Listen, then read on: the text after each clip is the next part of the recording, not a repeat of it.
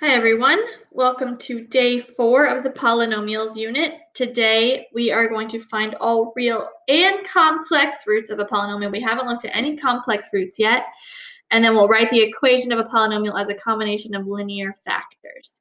So let's get started right away. You see this first example is going to be a review of factoring, but I don't know if everyone remembers the factoring rule for a sum or difference of cubes, so I placed it here. You can tell something is a sum of cubes when it has or difference when it's got two terms and they're both perfect cubes. So x cubed is a perfect cube and 8 is a perfect cube. That is 2 cubed, by the way. So you can go ahead and solve this whole question by factoring, get as far as you can, and then pause the video. When you unpause, you'll come back and the solution will be there and we'll go through some of the interesting parts of it.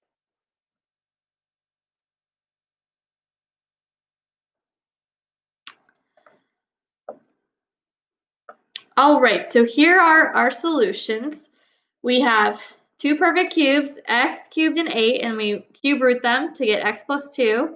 And then we square the first term, square the last term, and multiply them together in the middle. Remember, we have SOAP is one way to remember the signs. Same, opposite, always a plus. And so it was the same, it was opposite, and then it's always a plus. So here are our solutions. Set each factor equal to 0, x plus 2 equals 0, x equals -2. And then here you can't factor this, so you have to use the quadratic formula. And I want to see how far you guys could get here. We get a negative under the square root. You have seen this before, so remember, this is not a real number. You can't square root a negative, but it is imaginary. So what we do is we simplify it by taking out the I. For imaginary, that's the square root of -1. Factor it out, square root it out or whatever, and then we still get a solution 1 plus or minus I square root 3. So let me give you guys a second to look that over. Correct yours if you didn't get that and update it. And then we need to talk a little bit about what this I situation is. So if you think about what we've been learning so far, we have this one rational solution and then two irrational ones. But the difference between this and what we've been doing is that if we were to graph these, we always should have our 3 total roots when there's 3 as the degree. And then here again, I'm going to say that we have one rational root, but I'm going to add the word real to it. We have one real rational root, and then the other two are imaginary.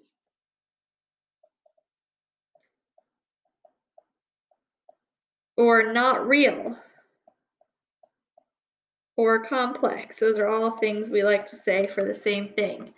And so that means they don't show up on the x-axis. So they are not x-intercepts. But they still are roots. So I'm just going to keep that underlined there. They're still roots, though. So we still have that. And they don't show up on the graph, as you can see. Only the one real rational root shows up. So that means that we're still going to do everything the same that we've been doing, but we will continue if we get a square root under a negative. Let's talk about what that is for a little bit before we get too far into it. So the square root under the negative, like I said, is called complex number or imaginary. And so the square root of -1 we represent with the letter I for imaginary. And that means that if we were to square both sides of this equation right here and then have I squared would equal -1. So that's important for operating and for solving when we write the equations later. And so it is kind of a silly concept in math to think about, imaginary numbers, like, oh, cool, so we're doing stuff that's imaginary now. You can't get any less relevant. But Imaginary numbers really are used in a lot of computer science type of programming and stuff, and so they are relevant in the world. It's just not something you might see every day or out in nature. So the standard form of a complex number is a mix of a real number and an imaginary number. So we write it like a plus bi. We always like the real number to come first, and then the imaginary to come second, and then a and b are just coefficients or constants. So here's a quick example of how to operate with imaginary numbers. They really work just like regular variables or regular numbers, except for this fact right here is going to be very important. So what I like to do is I like to use a box to multiply because it helps organize it, especially since we do have to substitute the I squared for -1.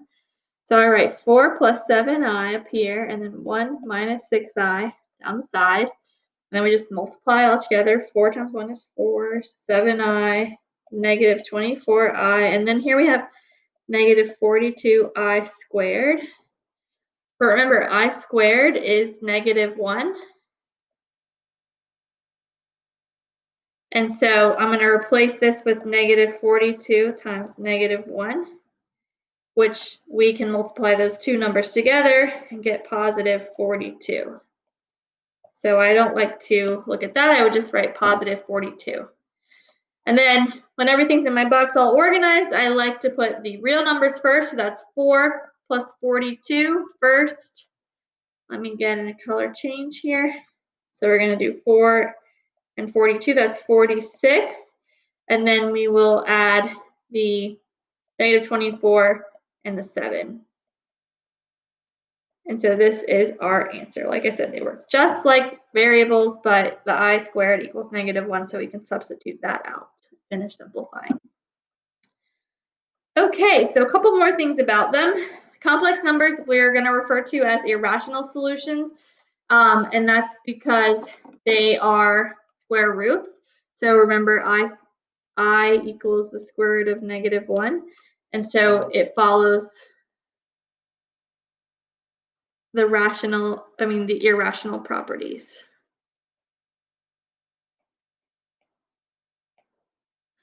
So what that means is that whenever we solve a square root, we do a plus or minus, and so they come in conjugate pairs. Conjugate is where the middle sign changes or the sign in front of the irrational number changes. And so 4 minus 6i will have a conjugate pair of 4 plus 6i. 3 plus I will have a conjugate pair of 3 minus I. 2i could also be -2i because we can write this as 0 plus 2i, and so it can be 0 minus 2i. And then, like I said, the square roots and the i's are going to have really similar properties. So 2 minus square root 3 is the same as 2 plus square root 3. Not the same as, but they go together. And that's, again, like I said, when you solve for these, you typically are using the quadratic formula where there's a plus or a minus when you're square rooting. And so that means if you have a minus, there's also a plus. If you have a plus, there's also a minus. They come in pairs. If we look at that a little further, that means there's always going to be an even number of irrational solutions because they come in pairs. Because pairs. Pairs means 2.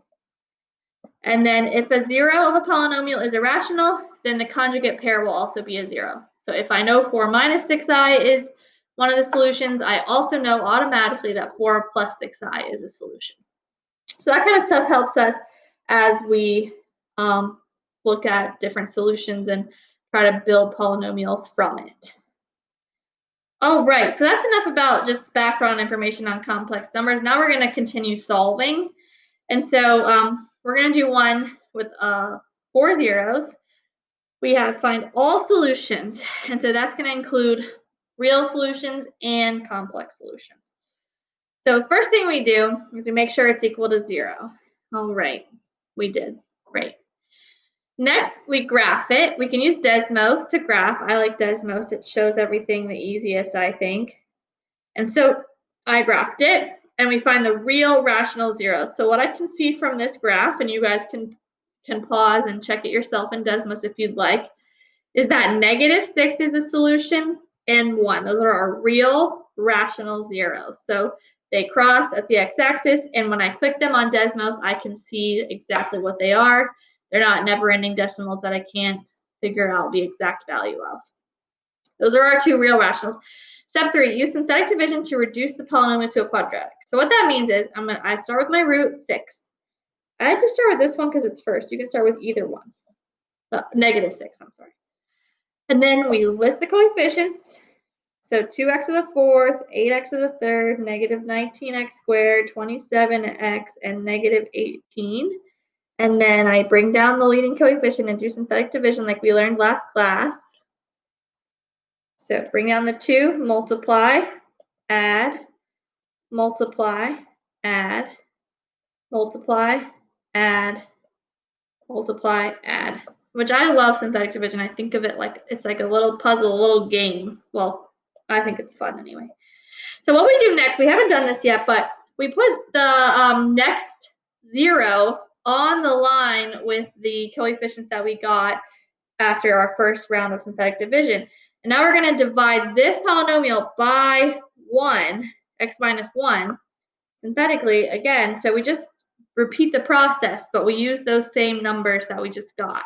So it's just a fluid thing. Bring down the 2, multiply, add, multiply, add, multiply, add, and we get 0. Remember, you'll always get 0 as your remainder when you're dividing by a 0 or a factor of the polynomial. And then now step 4, find the remaining zeros with the quadratic formula. So remember, this is 2x squared minus 2x plus 3. And we use the quadratic formula. X equals negative b plus or minus square root b squared minus 4ac all over 2a. So we'll keep going. And we'll simplify negative square root negative 20 to be 2i square root 5 all over 4. And our final thing is that we can simplify all of this by writing 1 plus or minus, let's make myself some more room, 1 plus or minus 1i square root 5 all over 2.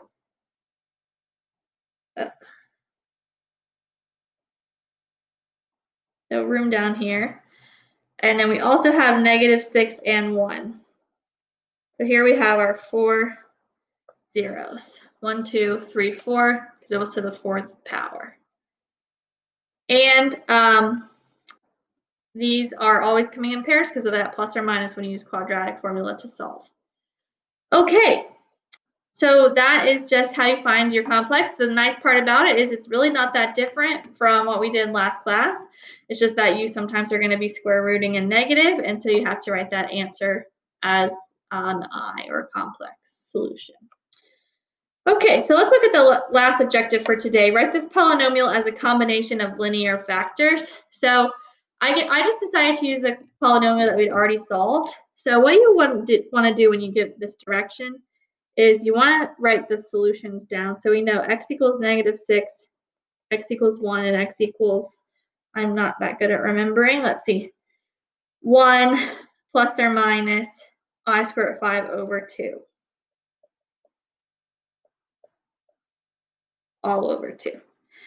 And so remember, this is really two solutions. 1 plus I squared root 5 over 2, and 1 minus I squared root 5 over 2. And so when we write it like a linear factor, what that means is we want to take each of these and set them equal to 0, and then multiply them all together. And that would get us back to this polynomial that we started with. So what I do is I'm just going to set them all equal to 0. So it's really going to be x plus 6 equals 0, x minus 1 equals 0. These are a little bit harder, so I have to multiply by 2 first. I'm going to do it, I'm going to start with this one. So let's just put it off to the side. X equals 1 plus I squared root 5 over 2. So if I was going to do that one, I would multiply by the 2 first and get 2x equals 1 plus I squared root 5.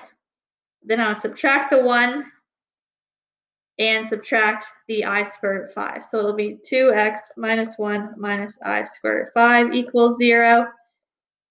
And the other one should be almost exactly the same, but remember, it was a minus.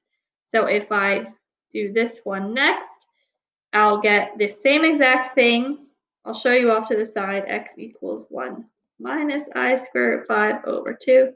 That means 2x equals 1 minus I squared root of 5. And so then that means 2x,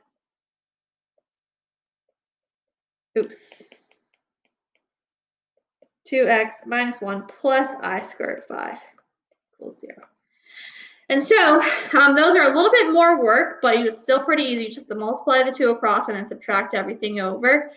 And then what we do to write our polynomial as a combination of linear factors is I just put all this in one polynomial. See if I can change the color to something exciting. We'll use this pink. Okay, so that means I have x plus 6 times x minus 1 times 2x minus 1 minus I square root 5 times 2x minus 1 plus I square root 5 equals 0. And that equals the same thing as what we started with right there. And so if I were to actually multiply all of that out, I could use a box and another box and another box and get them all multiplied out. Then I would end up with 2x to the 4th plus 8x cubed minus 19x squared plus 27x minus 18. All right, let's try one last one. Write this polynomial as a combination of linear factors. Now, in this case, I did not give us the polynomial, the solution. So what we're going to do is do the whole problem, solve for everything, and then we'll write the answers as a polynomial of combination linear factors. Okay, so first, if I look at this problem and I'm going to try to solve it, we have a lot of different methods. We could solve by factoring, we could put it in the calculator or Desmos and find the real zeros and then use synthetic division, etc. So either of the methods will work. I prefer to factor, it's the fastest, and if we can factor, I want to. You can't always, but in this case we actually can, because notice the ratios 8 to 8, 27 to 27. That means I can factor by grouping, and so that's what I'm going to do. On the first one, I'm going to take out 8x cubed, and I'll be left with x plus 1. And on the second one, I'm going to take out minus 27, and I'll be left with x plus 1. And then we'll set it equal to 0. Now we can factor this, pull out the x plus 1 and write the coefficients left over. And then this is a combination of factors, but they're not linear until we keep going with this 8x cubed minus 27. So remember the rules for sum or difference. They're on the first slide if you want to look back. But we cube root the first one and the second one. Then we square the first term that we cube rooted, square the last term, multiply them together in the middle, and then it's same, opposite, always a plus. And I'm going to write the x plus 1 afterwards. Okay, now we almost have a combination of linear factors, but this middle one is not linear still. And you can never factor that second thing from the perfect cubes, because if you look at all the graphs, they'll never cross the x-axis, which means they're imaginary. So we're going to have to solve this with the quadratic formula to find our linear factors. So let's write negative b plus or minus square root b squared minus 4ac all over 2a. And so we're going to do 36 minus 36 times 4. I don't know that one off the top of my head. I think it's negative 108, but oh, yes, negative 108. All right, so negative 6 plus or minus the square root of negative 108 all over 8. Now this is a little trick. Whenever you do the perfect cubes, it's always 3 times that middle number squared. So this is square root 36 times the square root 3, and I can reduce that really easily now. So it's going to be negative 6 plus or minus 6i square root 3 all over 8, which we will simplify by cutting everything in half. And so our final factor will be -3, or final solution, plus or minus 3i square root 3 all over 4. Now those are solutions, not factors. And so remember, we need to multiply that 4 across. We have -3 plus or minus 3i square root 3 equals 4x. And we would add the 3 and then add or subtract the 3i square root 3. So that's going to be 4x plus 3 minus 3i square root 3 as 1. And then 4x plus 3 plus 3i square root 3 as the other. And then we still have x plus 1. I'll put it here. And we still have 2x minus 3. Whoa, that's so fun though. It's just like a lot of math. It's really fun. So I'm going to box this in green. And this is our combination of linear factors. It's linear when we just have x not squared or cubed. Okay, well now you're going to do some practice with all of this, mostly with solving the complex, and then we'll use these linear factors a lot tomorrow as we write polynomials. So I hope you guys have a great day. Please email your teacher if you have any questions and complete the assignment that you see in Canvas for the rest of the lesson. Thank you.